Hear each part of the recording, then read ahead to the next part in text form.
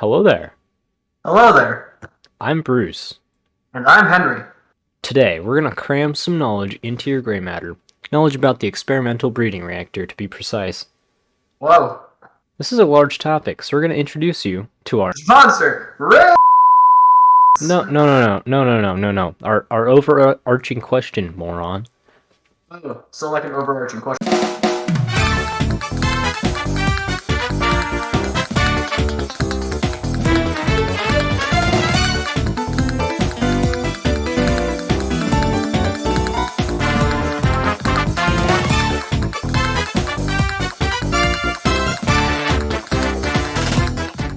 Alright, ladies and gentlemen, some background.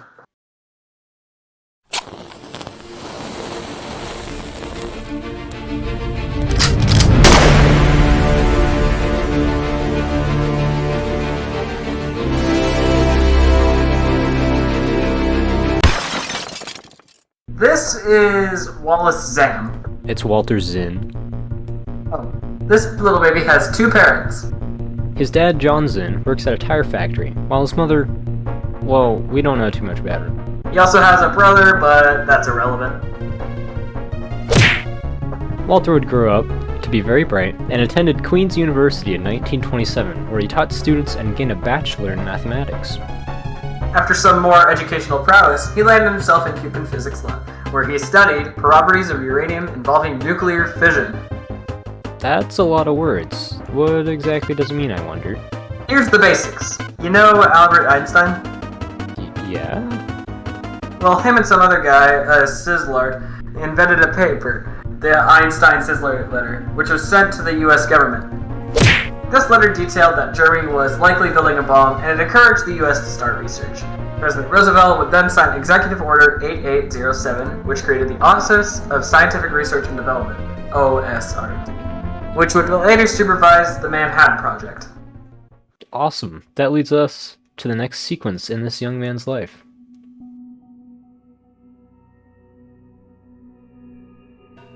Here we are in the Chicago Pile 1. Whoa, this is cool. Yes, so pretty much, Walter was building a nuclear reactor using uranium and carbon rods. Okay, so here's a little science lesson. For a nuclear reaction to take place, a medium is required to slow down particle emissions and cause the reaction. However, there is a very few viable mediums, so Walter had to go with carbon. This was one of the first man-made nuclear reactions used to produce electricity. It provided enough power to turn on a single light bulb. The only thing was, it was sort of in the backyard of the Cuban physics lab, a slight hazard, especially since there was no shielding for this model. Thus, the U.S. Army gave Site A, a 1,000-acre chunk of land in Illinois, to Walter. This is where Walter would build Chicago Pile 2 in 1943. Which was basically the same thing, but with radioactive shielding to keep the government happy. A year later, Chicago Pile 3 was built in Site A. This time, the medium for the nuclear reaction was heavy water rather than graphite.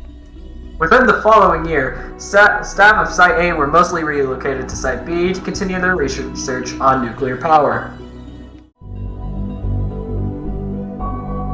The Manhattan Project had fulfilled its purpose.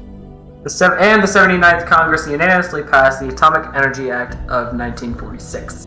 Harry Truman would sign this act on August 1st, 1946. Effectively, this would handle how the U.S. would control and manage the nuclear technology from the Manhattan Project. The Manhattan Project was then converted into the Atomic Energy Commission, the AEC if you like acronyms. Now that the need for an atomic bomb has diminished, the AEC was responsible for researching atomic energy for power production. What about Walter Zinn? What happened to him? Our good friend Walter, along with the AEC, would turn the property he was given into the Argonne National Laboratory in 1946, and with his very small and surprisingly diverse crew, he would be focused chiefly on problems of reactor development. Bruce, stay on topic. I need to know what the EBR-1 is. Yes, I know. That's basically the next step in Walter's journey.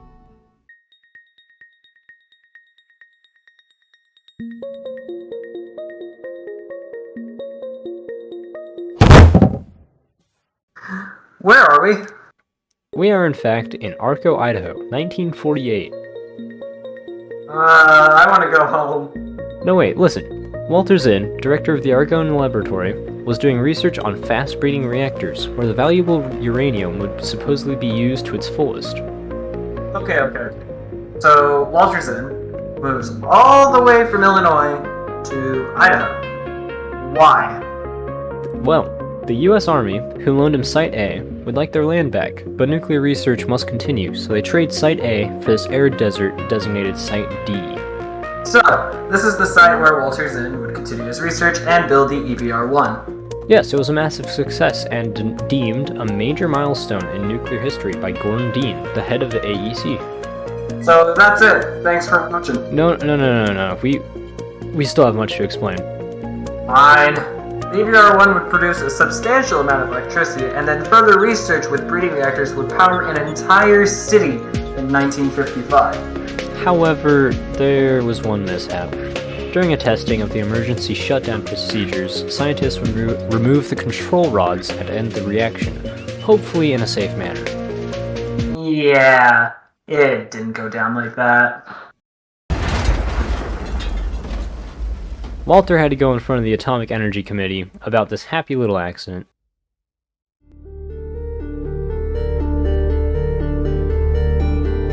Okay, so with a little history lesson out of the way, let's say you want to build your own nuclear reactor. So what kind of stuff would you have to do in order to do this?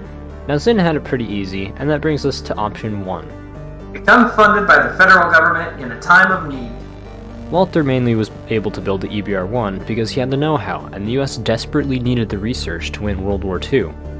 So, if you could find a way to convince the President, the Congress, and the House of Representatives to start up more government-funded nuclear research, and you had the proper qualifications, this would be the walk in the park.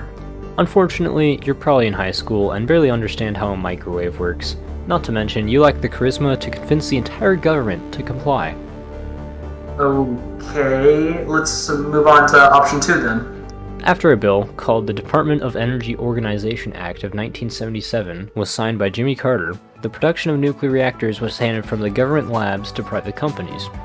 It also created the Department of Energy to restrict what could be done with this massive responsibility. So, with the low price of $6 to $9 billion, and with licensing complying to the U.S. Nuclear Regulatory Commission's Part 52, you too can make your own nuclear reactor. First, you have to find a suitable site for your reactor. Assuming you have property viable for building a reactor, you'll need to find a design. So, there's a fine selection of pre-approved government-mandated reactor designs. Just choose one. Once you have the design picked out, the United States Nuclear Regulatory Commission, or the USNRC, will oversee the entire process start to finish, and ensure that you're staying with the design you've chosen. After 5 to 7 years, the plant is complete and will be tested by a local power company to ensure it is producing proper amounts of power. This brings us to our third option. If you're truly desperate to make your own reactor, look no further than David Hahn. Ah, yes, David Hahn. David Hahn, born on October 30th, 1976, was a Boy Scout and a nuclear radiation enthusiast. By the time he was 17, he was building experiments in his mother's backyard. He would dismantle household products to create his own fast-breeding reactor, such as americium for smoke detectors, thorium from camping lantern mantles, radium from clocks, and tritium from gun sights. In 1994, he was transporting some of this material when by chance he was pulled over. He did succeed in building, something. Take the amount of radiation your backyard has normally. Hahn managed to increase that by a factor of 1,000. This led to a full-scale cleanup involving the FBI, USNRC, and the EPA. However, he was technically still a minor, so it was sort of brushed off. But he would later be investigated by the FBI in 2007. His neighbors sort of ratted him out for possessing another fast-breathing reactor in his refrigerator. He was also suspected of heavy drug abuse, which led to his untimely death in 2016 at the age of 39. Well, it would seem that we got a multitude of options, all of which require government supervision. Whether you decide to get a bill passed, get your license to build a reactor, or do it illegally, it's a serious matter. Well, that wraps it up for today. Thanks for watching, and good luck on your reactor building adventures. Goodbye.